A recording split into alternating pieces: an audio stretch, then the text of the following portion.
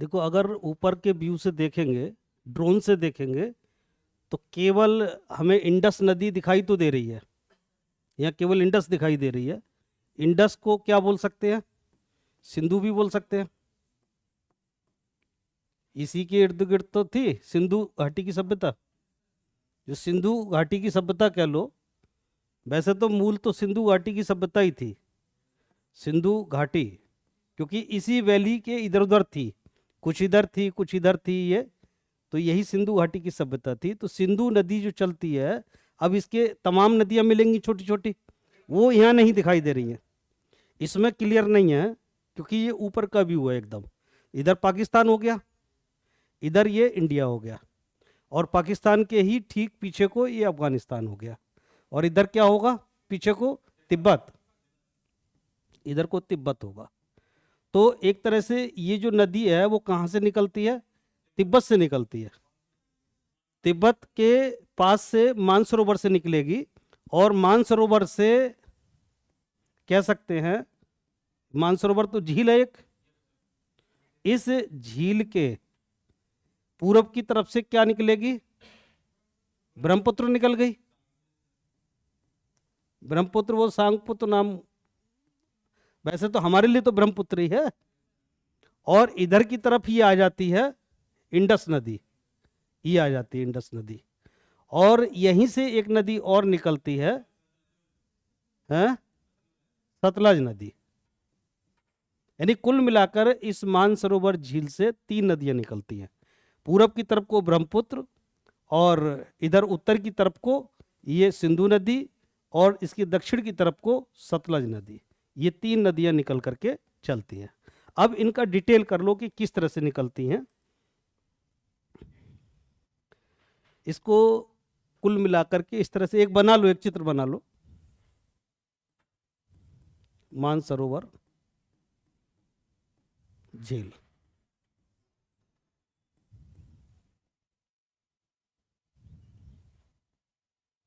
ये ब्रह्मपुत्र चली गई, और ये निकल करके आई इधर से इंडस नदी,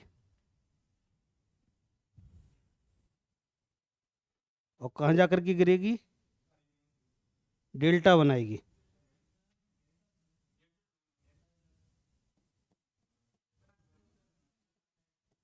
अरब सागर में जाकर के गिरती है। अरब सागर में, अरेबियन सी में जाकर के गिरेगी, डेल्टा बनाते हुए। कौन सी नदी? सिंधु नदी। चूंकि ये मुख्य रूप से सिंधु ही है इसमें, इसीलिए इसको तंत्र को बोलेंगे सिंधु तंत्र। मुख्य नदी सिंधु है।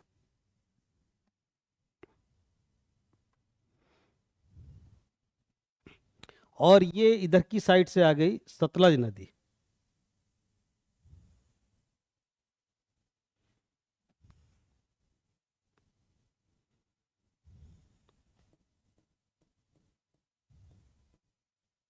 सतलज।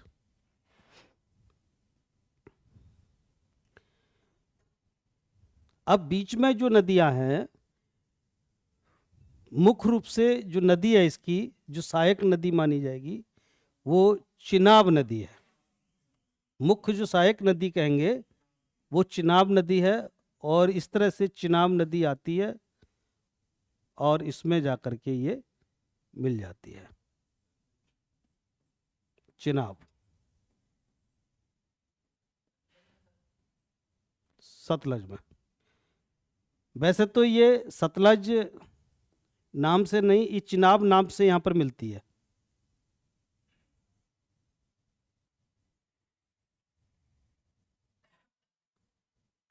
ये चिनाब नाम से मिलती है मुख्य रूप से।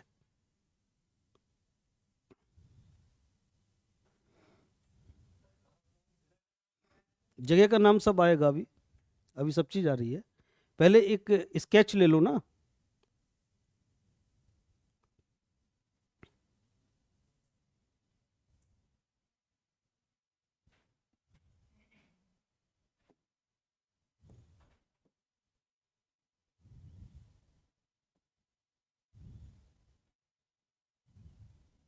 एक नदी सतलज में आकर के और मिलती है।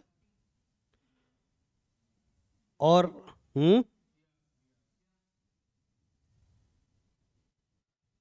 एक चिनाब में जाकर के मिलती है, यानी एक ही जगह से निकलती हैं दोनों नदियाँ, एक इधर की साइड से निकलती है और एक इधर की साइड से निकलती है। ये वाली मिल जाती है सतलज में जाकर के।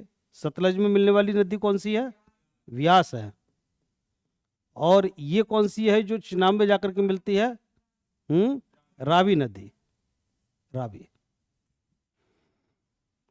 और चिनाब में एक नदी आकर के मिलती है, झेलम नदी आकर के मिलती है, झेलम नदी, झेलम नदी। यानी कुल मिलाकर के नदियां कितनी हो गई? एक नदी ये हो गई, दूसरी नदी मुख्य ये हो गई, और तीसरी नदी ये हो गई। इसकी सहायक नदियां देखे, चौथी ये हो गई, पांचवी ये हो गई, और कुल मिलाकर के ये टोटल 6 नदियों का तंत्र है।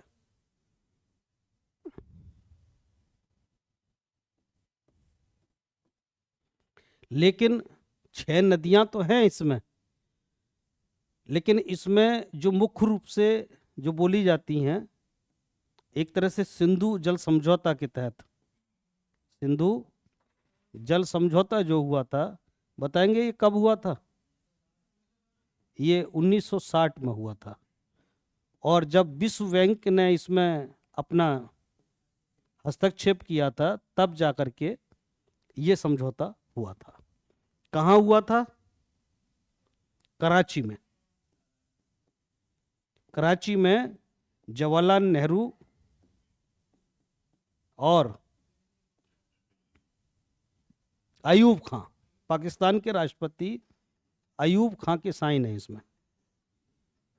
इन दोनों के सिग्नेचर से ये समझौता कराची में हुआ।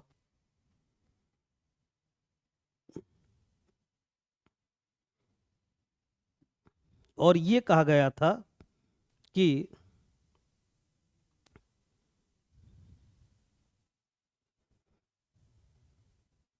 सिंधु नदी, झेलम नदी और चिनाब नदी, इन 3 नदियों के पानी पर पाकिस्तान का हक होगा पूरी तरह से। और जो बाकी जो 3 नदियां हो रह गई, कौन कौन सी रह गई? रावी, व्यास और सतलज।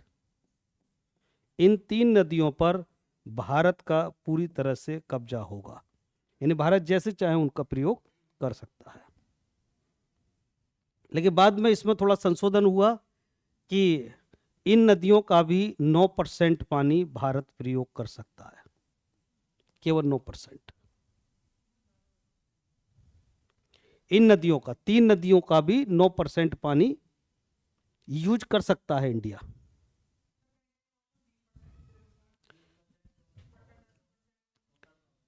वो सब बीच बीच में चला, लेकिन फाइनली जो रहा, जो इस समय 9% का था, कि 9% पानी भारत यूज कर सकता है।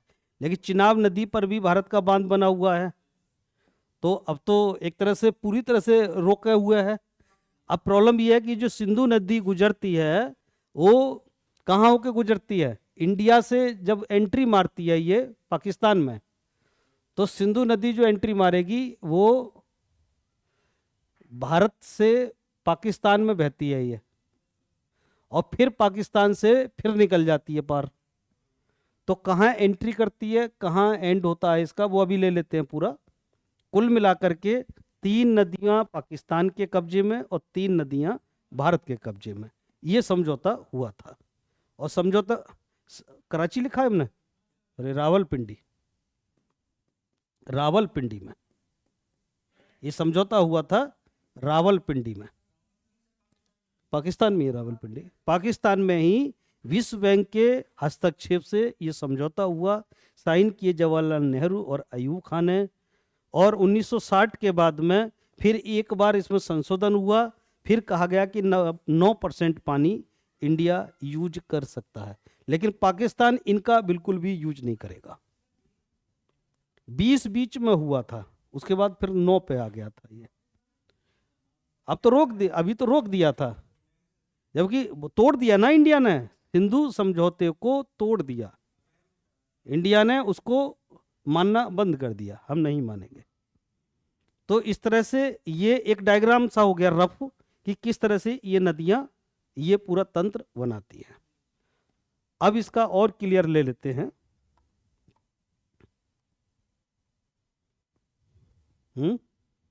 बढ़िया चीज बाद में आती है ना।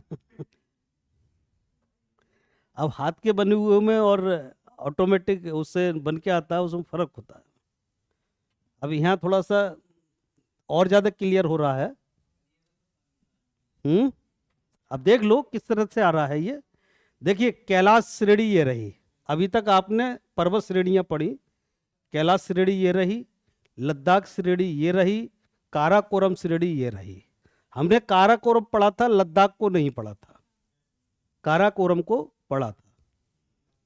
काराकोरम के नीचे को देखो नंगा पर्वत ये आ गया, नंगा पर्वत को हमने जान लिया था बस ऐसे ही। और काराकोरम के नीचे ही ये जास्कर की श्रेणियां हैं, मतलब जास्कर की श्रेणी, लद्दाख श्रेणी और काराकोरम एक दूसरे के लगभग कुछ दूरी तक समानांतर रहती हैं, कुछ दूरी तक। और ये तीनों श्रेणियां वहां एक जैसी दिखाई देती हैं, अगर आप ऊपर से देखेंगे तो सब मिली हुई दिखाई देंगी। कैलाश, कैलाश के बाद लद्दाख, लद्दाख के बाद काराकोरम। जास्कर क्लियर नहीं हो पाएगी, केवल नदी क्लियर करेगी। ये जो सिंधु नदी निकल रही है, ये निकल रही है, देखिए कैलाश मानसरोवर हो गया ना, ये मानसरोवर झील ये रही। तो मानसरोवर झील से ये तो राकस ताल से तो निकल गई इधर वाली नदी, कौन सी नदी है ये है सतलज नदी। तो ये तो आ गई सतलज, देखिए निकलते हुए ये आ गई सतलज, और ये चली गई सिंधु नदी, दिखाई दे रहा है कलर, सिंधु नदी। तो सिंधु नदी एक तरह से कैलाश के पास से निकलती है, वहीं पर मानसरोवर की झील तो इधर को रह गई। ये मानसरोवर के बराबर से ही कैलाश पर्वत श्रेणी है पीछे को, तो ये इधर को गिरता है। और कैलाश के पीछे की साइड से कौन सी गिरती है इधर को, ब्रह्मपुत्र गिर जाती है। तो ब्रह्मपुत्र वाला यहाँ कटा हुआ है। तो केवल ये राक्षस ताल कह लो इसको या राकस ताल कह लो, बात एक ही है। आज इसको राकस बोलते हैं, पहले कभी राक्षस ताल बोलते थे भला। तो राकस ताल से निकलती है सतलज और कैलाश श्रेणी के बराबर से निकलती है सिंधु नदी। सिंधु नदी निकल करके ये लद्दाख की श्रेणी को क्रॉस करके, लद्दाख की श्रेणी को देखो क्रॉस किया है, बीच में से नहीं, थोड़ा सा इधर का किनारा छोड़ करके ये यहां से क्रॉस किया, ऊपर से गिरी है ना, लद्दाख को काट करके बीच में से गिरी है। और गिरने के बाद में ये जास्कर और काराकोरम के बीच में से, लद्दाख और काराकोरम जास्कर के बीच में से देखो ये बहती हुई गई है। ये बिल्कुल उसी की तरह ही हो गई जैसे इधर वो है नर्मदा नदी के, जैसे नर्मदा बह रही है ना बीच में, बिल्कुल उसी की तरह ही हो गई है बीच में। एक तरफ सतपुड़ा, एक तरफ विंध्याचल, तो एक तरफ लद्दाख हो गया, एक तरफ जास्कर हो गया। अब जैसे ही ये इसको पार करती है तो एक नदी इसमें सियोक नदी आकर के मिलती है, सियोक नदी। अब देखिए ये कहां एंटर किया, ये पाकिस्तान है, ये सॉरी ये वाला पाकिस्तान है ना ये।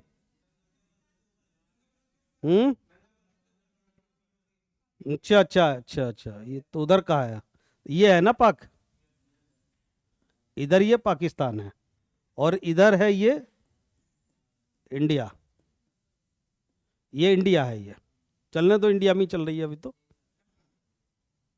तो ये जब एंट्री इधर को मारती है, दोनों नदी मिल जाती हैं, मिलने के बाद नंगा पर्वत के ऊपर से निकलती है, नंगा पर्वत के ऊपर से, यहां से ये पाकिस्तान में एंट्री लेती है सिंधु नदी।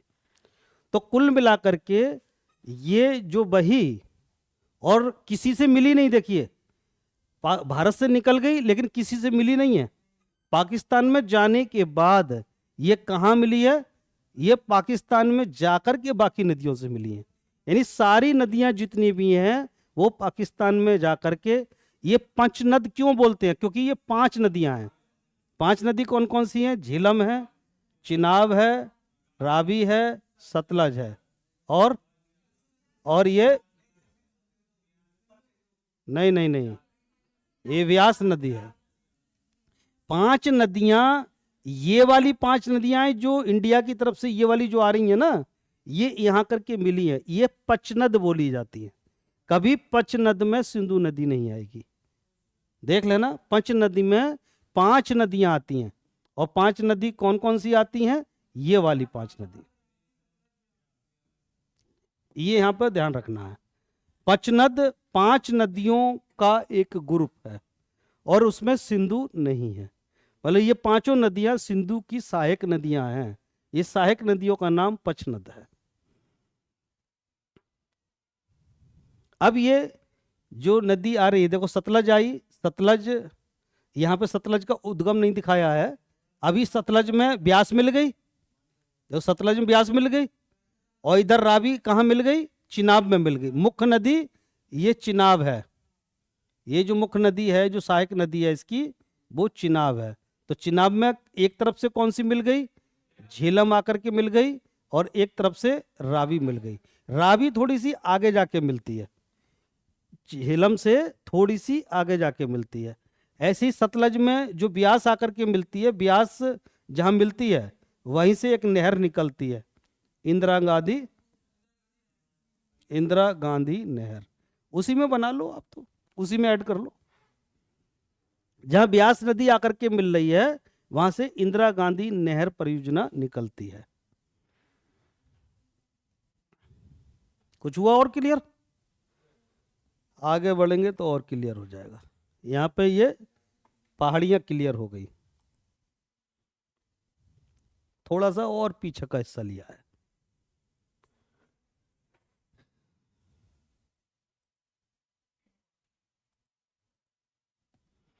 पूरा वृद्ध हिमालय ले लिया पीछे का, ये पूरा पूरा पीछे का वृद्ध हिमालय ले लिया।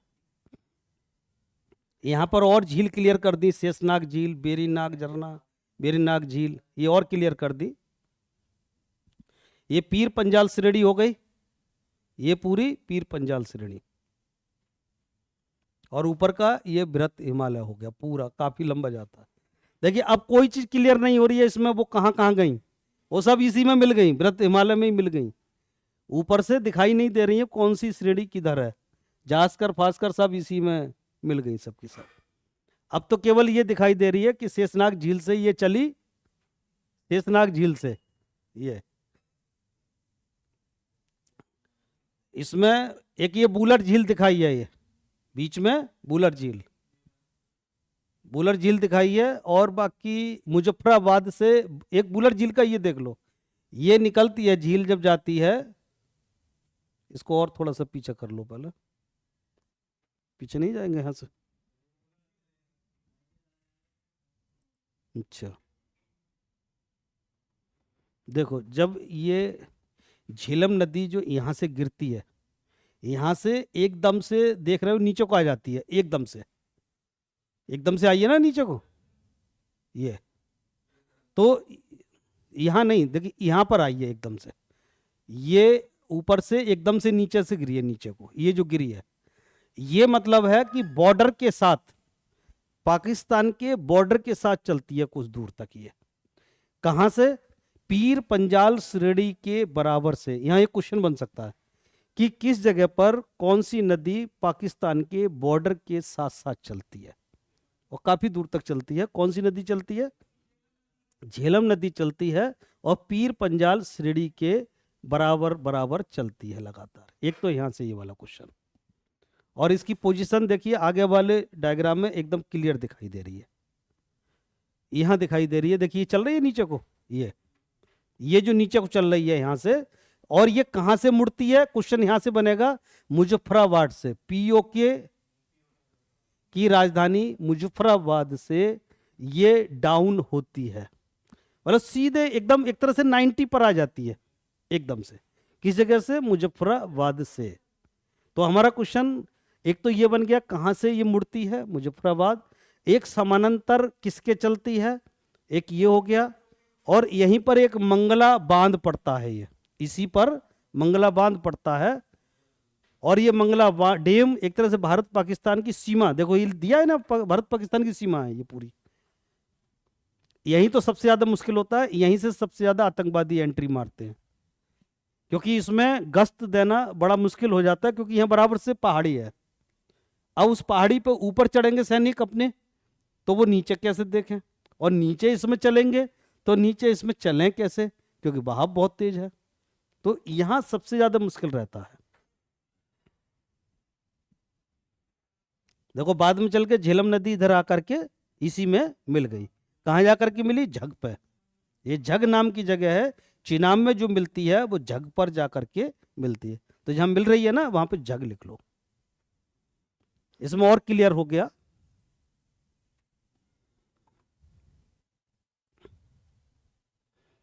अब पूरे को एक साथ अगर देखना चाह रहे हो, दिखाई दे रहा है ना, ये कम दिखाई दे रहा होगा, ये हाथ का बना हुआ है, थोड़ा सा कम दिखाई दे रहा होगा, जूम इतना तो नहीं हो पाएगा। अब देखो एक एक नदी को पकड़ लो, मानसरोवर झील, क्लियर? मानसरोवर झील के बराबर से, ध्यान रखना मानसरोवर झील से नहीं निकली है, मानसरोवर झील के बराबर से निकली है। और बराबर से कहें तो कौन सी जगह से? बोखर चू हिमनद से। बोखर चू हिमनद से कौन सी नदी निकली है? सिंधु नदी। एकदम क्लियर पोजीशन। मानसरोवर झील के इधर को राकसताल है, राकसताल से कौन सी निकल गई?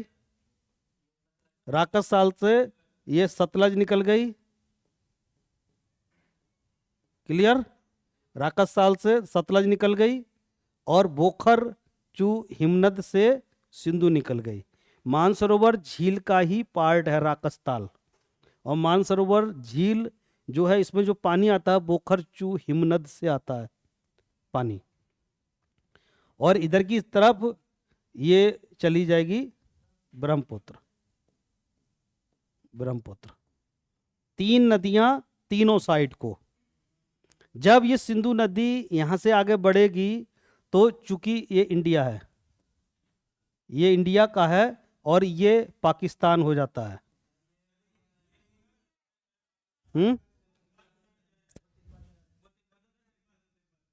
रुको रुको रुको, अच्छा अच्छा ठीक है, ये हमने यहाँ गलत लिख लिया, तिब्बत है इधर, तिब्बत, और ये हो गया इंडिया, और ये हो गया बाहर निकल गई पीओक पाकिस्तान, ये हो गया पाकिस्तान, ठीक? मतलब ये एंट्री करेगी इंडिया में दमचौक से,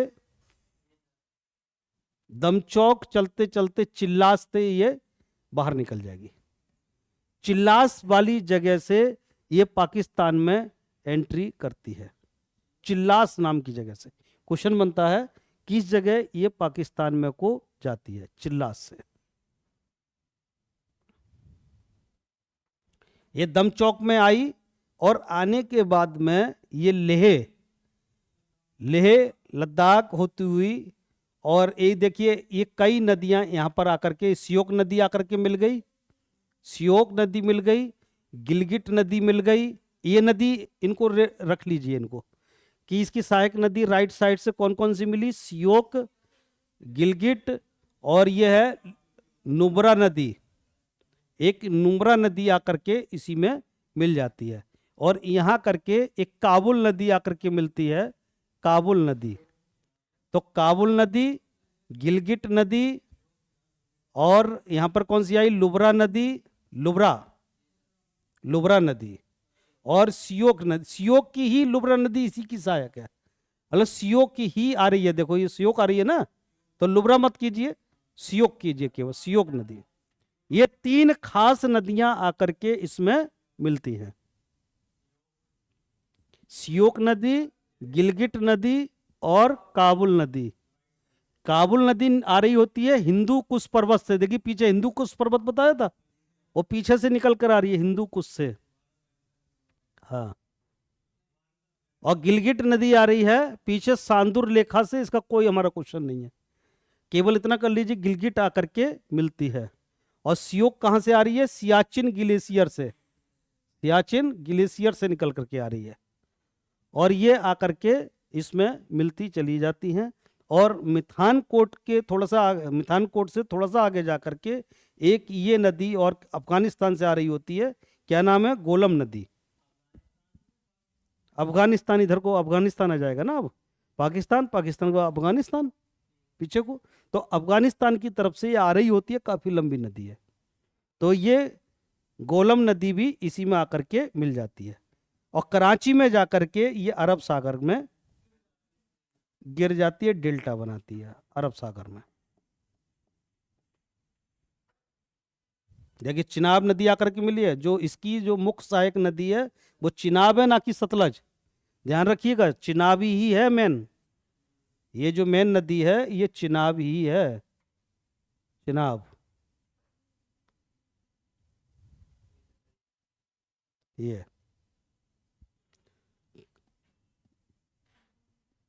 थोड़ा सा फट रहा है।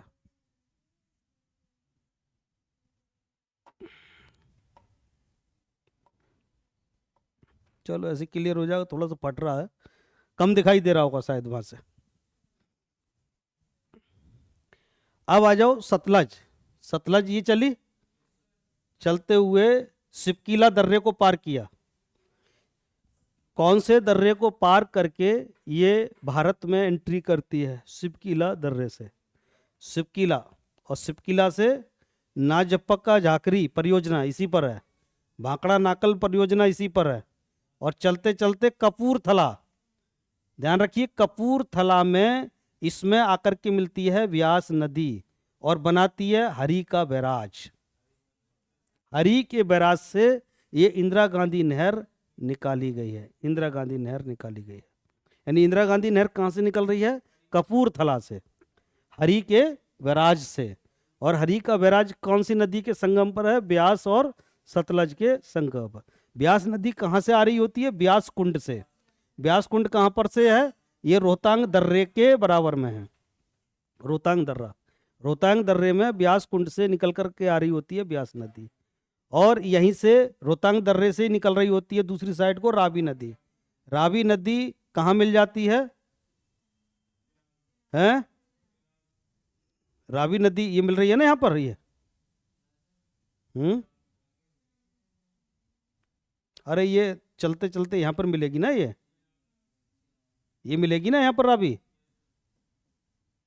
रावी यहाँ मिलाइए देखिए। तो रावी नदी रोहतांग दर्रे से निकली और किस में मिल गई? चिनाब में जाकर के मिल गई। और चिनाब कहाँ से निकली थी? बारालाचा दर्रे से, ये बारालाचा दर्रे से। बारालाचा दर्रा ऊपर है, रोहतांग दर्रा नीचे है, बारालाचे से निकली थी चिनाब नदी। और चिनाब नदी में ऊपर से कौन सी मिली? झेलम, ये झेलम आकर के ये मिली, झेलम आकर के, झेलम।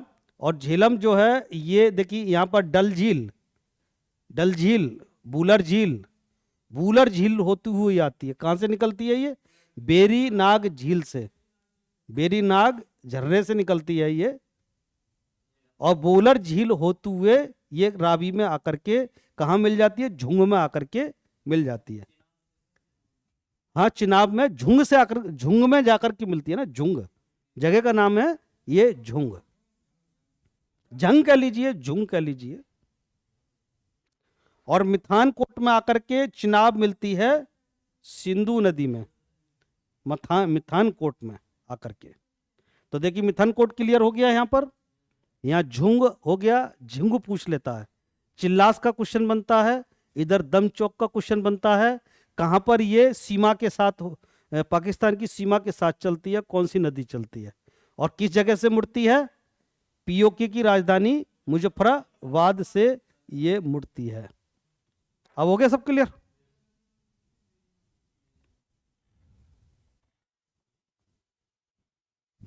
मुख्य रूप से यही क्वेश्चन पूछे जाते हैं, बाकी और डिटेल में करना चाहो तो लंबाई कर सकते हो, लंबाई। हम्म लंबाई पूछ लेगा। वैसे इंडिया, इंडिया की लिख लो, 1114 सिंधु नदी की लंबाई 1114 इंडिया में। इसका डबल करेंगे तो लगभग पूरी लंबाई आ जाएगी, 2500 के आसपास पूरी लंबाई है इसकी। 1114 इंडिया में, सिंधु नदी की लंबाई इंडिया में 1114 किलोमीटर, जो इंडिया में चलेगी केवल। कुछ लोग 2500-2600 के आसपास बताते हैं, कुछ लोग 2800-2900 के आसपास बताते हैं। तो आप 2800 लगभग लिख लीजिए। टोटल लंबाई 2800 सिंधु नदी की।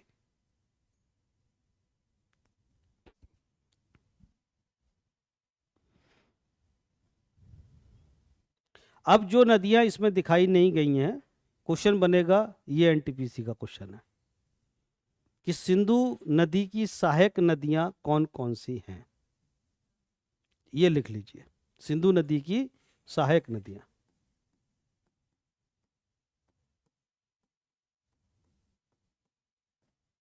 सिंधु की अभी तक आपको दिखाई दे रही हैं। एक सियोक नदी दिखाई दे रही है, गिलगिट दिखाई दे रही है, तीसरी गिलगिट के बाद में काबुल काबुल दिखाई दे रही है, और गोलम दिखाई दे रही है। इसके अलावा आपको दिखाई नहीं दे रही, सिर्फ 4 नदियां दिखाई दे रही है। वो तो उसी की है ना। अब जो है उनको लिख लीजिए। एक लिखिए जास्कर, इसी में आकर के जास्कर मिलती है। बहुत ज्यादा कॉम्प्लिकेटेड हो जाएगा ना, इसलिए अलग से लिख लो। राइट लेफ्ट कुछ मत लिखो, केवल लिख लो बस। इतना और ज्यादा डीप में नहीं जा रहा। राइट से लिख रहे हो तो पहले राइट वाली लिख लो। हाँ, राइट वाली है ना, तो राइट वाली में एक और डालो, कुरिम और डालो, कुरिम। कुरिम, 5वीं नदी कुरिम दिखाई दे रही है इसमें कहीं? कुरिम, कुरिम इसमें होगी नहीं। गोमल हो गई, काबुल हो ही गई, काबुल तो हो गई ना, काबुल हो गई, और गिलगिट, कुरिम, ये है राइट साइड से। अब लेफ्ट साइड वाली लिख लीजिए, जो कहीं ना कहीं बीच में आती है थोड़ी थोड़ी।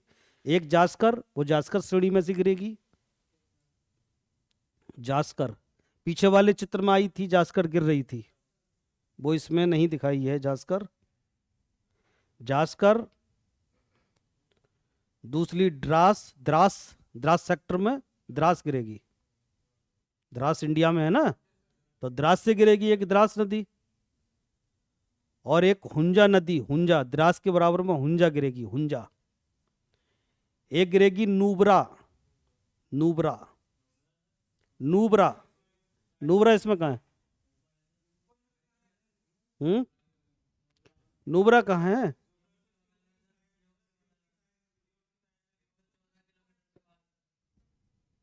नूबरा है इसमें?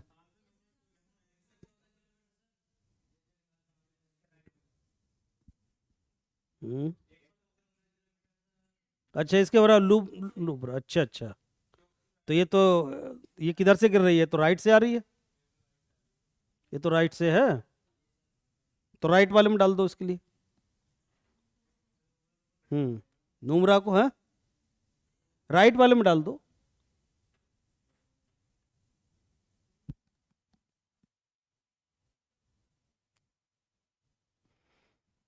ये नदियां हो गई इसकी सहायक नदियां। अब इन नदियों के उपनाम लिख लीजिए कुछ के।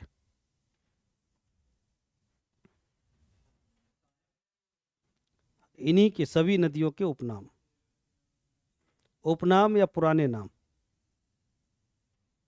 पहले लिखिए चिनाब का। चिनाब का पुराना नाम है प्राचीन अस्कनी, अस्कनी, ये प्राचीन काल का नाम है। शुरू में इसका नाम अस्कनी था, बाद में चिनाब हो गया। ऐसी सतलज का नाम लिखिए सतुद्री, सतलज का सतुद्री।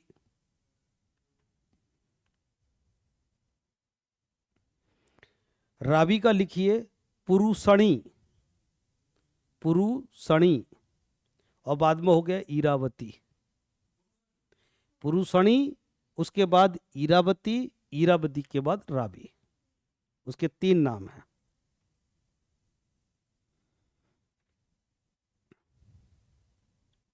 झेलम का लिखिए तिस्ता या बितस्ता। तिस्ता या एक नाम और बितस्ता, वो बितस्ता के किनारे हुआ था ना युद्ध, वही है।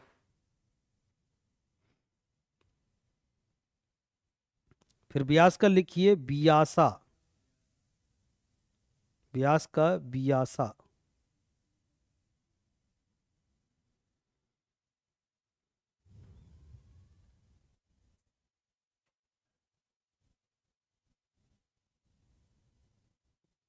अब लिखिए मैदान में नदी कहाँ गिरेंगी।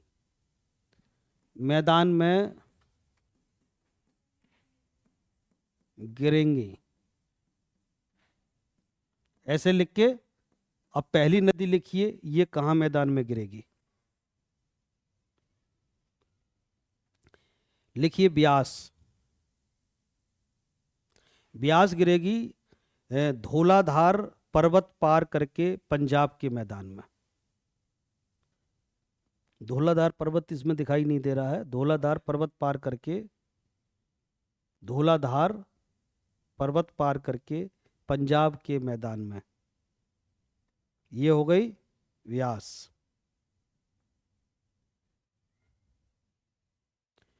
झेलम मैदान में नहीं गिरेगी। रावी गिरेगी माधोपुर के मैदान में, रावी माधोपुर के मैदान में। रावी, रावी, ये रावी सबसे छोटी नदी है पांचों में।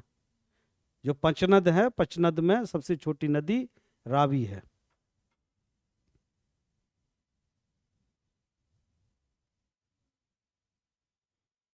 और सतलज गिरेगी शिवालिक पर्वत श्रृंखला को पार करके पंजाब में।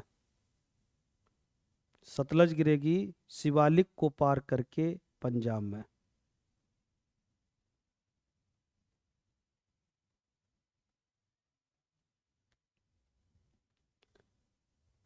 और चिनाब गिरेगी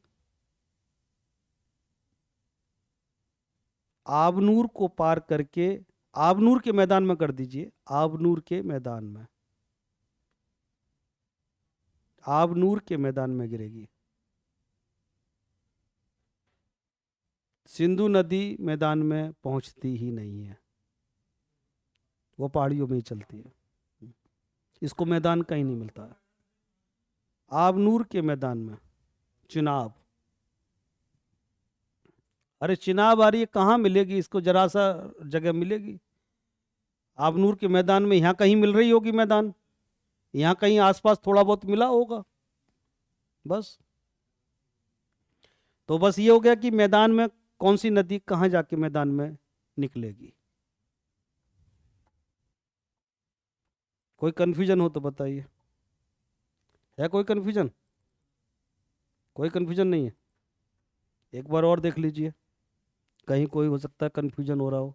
देखिए बितस्सा नाम दे भी दिया, झेलम का पुराना नाम बितस्सा दे दिया। बितस्सा।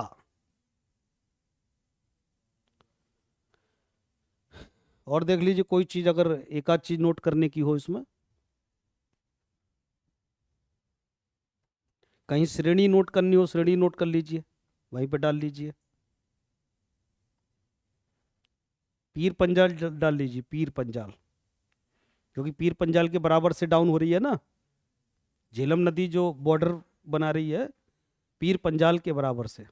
ये लिख लीजिए पीर पंजाल। और डाउन कहां से हुई? मुजफ्फराबाद। देखिए मुजफ्फराबाद से डाउन हुई, लेकिन उससे पहले क्या है, नंगा पर्वत है, ऊपर नंगा पर्वत के ऊपर से, नंगा पर्वत के ऊपर से, क्योंकि उसके बाद वो नीचे को डाउन हो गया ना, पूरा खाली हो गया जगह, एकदम से गिर गई। हम्म। अच्छा, नंगा पर्वत के से तो नीचे से है ये, नंगा पर्वत के नीचे से, और मुजफ्फराबाद के बिल्कुल किनारे पे लग करके आई है।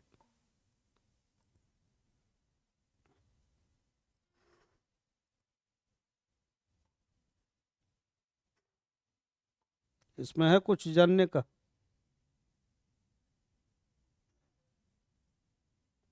इसमें मतलब की कोई चीज नहीं है, बाकी तो सब हो ही गया। चलो इतना ही रखते हैं, और कल के लिए आइए 6 बजे आ जाइएगा। ठीक 6 बजे आ जाना, नहीं तो मत आना, क्योंकि 6 बजे गेट बंद हो जाए और फिर खुलेगा भी नहीं। अब जो भी चलेगा, क्या चलेगा।